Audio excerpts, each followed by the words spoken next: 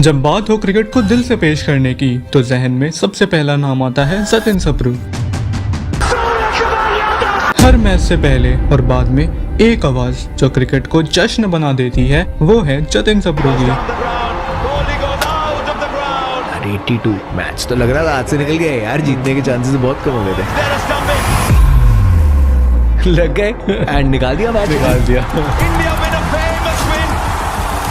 The man with zero haters. वैसे तो ये बंदा हम सब का ड्रीम जॉब जी रहा है, मगर इसके पीछे का मेहनत उसको ही मालूम है। तो चलो बात करते हैं जतिन सप्रू ने कैसे कमेंटेटरिंग करना स्टार्ट किया। जतिन सप्रू दिल्ली में पैदा हुए। इनकी मम्मी पंजाबी और पिता कश्मीरी पंडित थे, यानी जतिन हाफ पंजाबी हाफ कश्मीरी हैं। एंड 1980s के टाइम जब कश्मीरी पंडितों पर जो भी अत्याचार हो रहे थे, सब कुछ था हमारे पास, क्या नहीं था।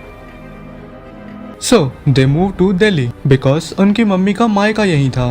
तुम ये बात सुन के शायद चौंक जाओ या हंसो, बट पहले के Jatin Sapru was a fat kid. उनके क्रिकेट कोच उनको बहुत भगाते रहे एंड फिर वो एक एथलीट बॉडी के बन गए और उन्होंने अपनी क्रिकेट टीम का कैप्टेंसी भी किया। मतलब जतिन सप्रू एक क्रिकेटर थे और वो wicket keeping and opening batsman थे, बट एक अंडर 16 के ट्रायल में वो फेल हो गए थे और यही उनका लास्ट क्रिकेट इंटरेक्शन था। और उनका ड्रीम दिल्ली यूनिवर्सिटी से इंग्लिश लिटरेचर करने का था, क्योंकि उनकी टीचर ने उनकी मम्मी से एक बार कहा था, he writes very well, he loves doing political coverage, कहाँ से कौन लड़ रहा है, and inform this to some news reporter. That's how his media career build. One day his professor called him and said, ये स्लीवलेस पहन के sports खेलते रहते हो हर दिन, एक जॉब आ रहा है, करोगे? ही सेड, हाँ कर लेंगे। उन्होंने ये बात बोली है कि उनके लाइफ में उतना ज्यादा स्ट्रगल नहीं था, वो हर टाइम एंजॉय करते रहते थे और सारी चीजें हो जाती थी। सुबह कॉलेज, शाम को जॉब, ऐसी चल रही थी जतिन सप्रू की लाइफ। फिर एक दिन टीवी पे ऐड आता है ESPN ड्रीम जॉब करके, एंड उन्होंने सोचा कौन जाएगा, इतने बड़े बड़े लोग आएंगे वहाँ पे। उस टाइम ट्यूसडे की छुट्टी थी और उनका बहुत अच्छा कलीग रिक गांगुली, उन्होंने कहा अप्लाई कर वरना मैं तेरे से बात नहीं करूंगा। And after that hard work he got job in ESPN Star Sports channel. Now the main theme of this video, why he is called the genius of commentating. 2008 पहली बार जब उनको चैंपियंस ट्रॉफी रिपोर्ट करने को मिला तो वहाँ पर नवजोत सिंह सिद्धू, कपिल देव जैसे बड़े बड़े लोग मौजूद थे एंड कपिल पाजी ने उनकी हल्की सी डांट लगा दी। Let's hear it from Jatin Sapru himself. एक कमेंट्री सीन के बाद कपिल बाजी ने मेरे को बोला, इतने क्वेश्चन मत पूछ when you describing a shot.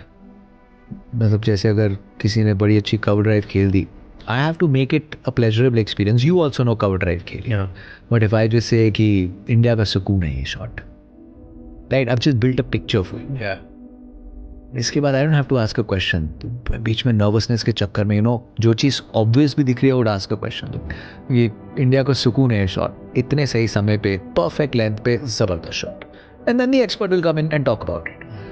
सो पाजी बोला, इतने क्वेश्चन मत पूछ, अपने पे कॉन्फिडेंस रख। You are here for a reason, you come here, you मेहनत करिए, तुमने अपने कॉन्फिडेंस, बहुत कॉन्फिडेंस में। और तुम्हें याद है मैंने बोला था उनका क्रिकेट से लास्ट इंटरेक्शन कैसे हुआ, एंड दैट टाइम उनको उतने मौके नहीं मिल रहे थे कमेंटेटरिंग करने के। ही ओनली गेट्स 2 to 3 मिनट्स। तो कोई भी और होता तो वो छोड़ देता, बट जतिन सप्रू ने दिमाग लगाया और उन्होंने ये इसलिए नहीं छोड़ा क्योंकि उनको क्रिकेट दोबारा मिल गया था।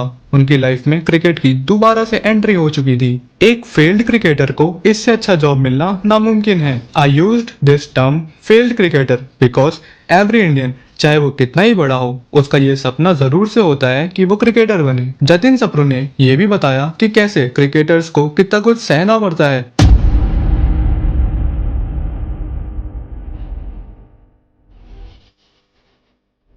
Do you think in recent memory there's been anything darker than what happened at Hardik Pandya last year?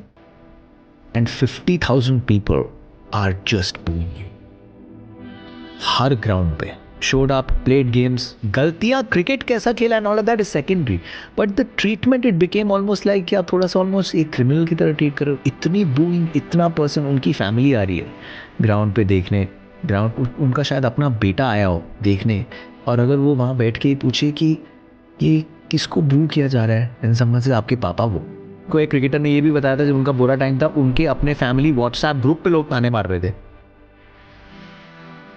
This is actually in the open. Yash Dayal ने पॉडकास्ट की थी, उनको जब रिंकू सिंह ने मारा था ना, 5 छक्के लगे थे, ही इज लाइक उनके फैमिली ग्रुप पे लोग मीम्स जो बने थे वो फॉरवर्ड कर रहे थे उनके फादर उस ग्रुप पे थे. So it gets bad for you, it can get bad for your family. He said उनके घर के सामने से जो बसेस निकलती थी, स्कूल के बच्चे मजाक कर रहे वो 5 चक्के लगे थे. It gets so bad. So all बहुत जीनियस है ये इंसान. अपने बोलने के तरीके से, सही समय पर सही चीज ऊपर लाने से nobody will do it better than Jatin Sapru. Video यहीं तक थी. आशा करता हूँ आपको वीडियो पसंद आई. अगर वीडियो पसंद आई तो वीडियो को लाइक कर देना और चैनल को सब्सक्राइब भी कर देना और अपने उन दोस्तों से भी शेयर कर देना जिनसे तुम क्रिकेट की बातें करते हो. तो मिलते हैं अगली वीडियो में. और अगली वीडियो कौन से जीनियस के ऊपर बनाऊं कमेंट में जरूर से बताना. बाय.